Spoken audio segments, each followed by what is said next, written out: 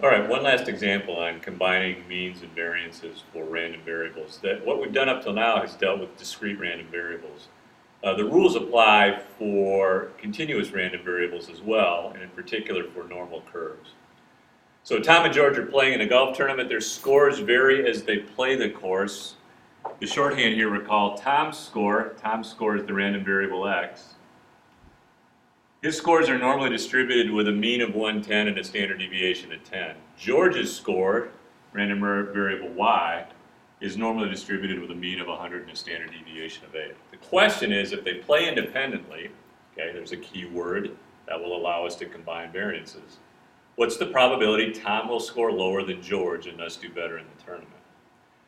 Now, there's a key thing here that is a key point, which is that if I have two random variables that are normally distributed, x and y, then the sum of those variables and the difference of those variables will also be normally distributed.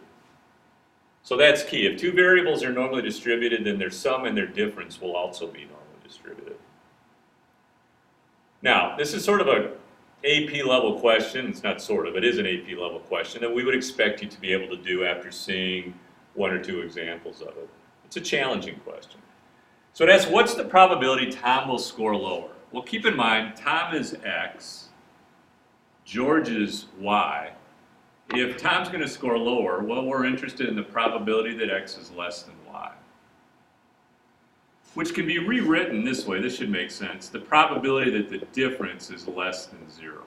So if Tom scores less than George, then the difference should be less than 0. Well, this is normal curve math. I want to use a normal curve to solve this, but I need a mean and standard deviation to do this. Well, what mean do I need? Well, I'm talking about a probability for the difference in their scores, so I need a mean for the difference in their scores.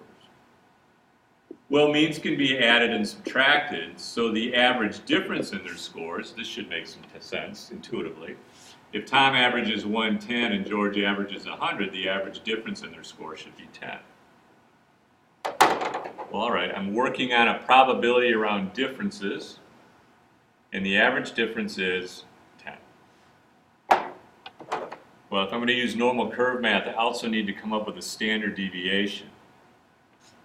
Well, Tom's is 10 and George's is 8, but I can't add standard deviations. So recall that we had this rule that said, you know what, the variance for the difference in two random variables turns out is the sum of their variances. Well, I can do that. Let's see, Tom's variance was 10, so 10 squared is 100. George's was 8, so 8 squared is 64. So the variance for the difference in their scores is 164. That means the standard deviation is the square root of that. And the square root of 164 is 12.8. So I now have the mean and standard deviation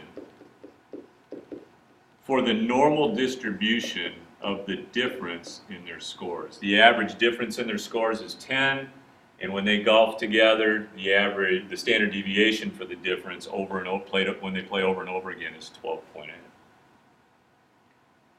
Well, what am I interested in again? I'm interested in the probability that the difference in their scores is less than 0. Well, here's a distribution of their differences in the normal curve. Where's 0? It's down there somewhere. I'm interested in the probability of having a difference that's 0 or less. We know how to do that. It's a normal curve. We can do that with normal CDF.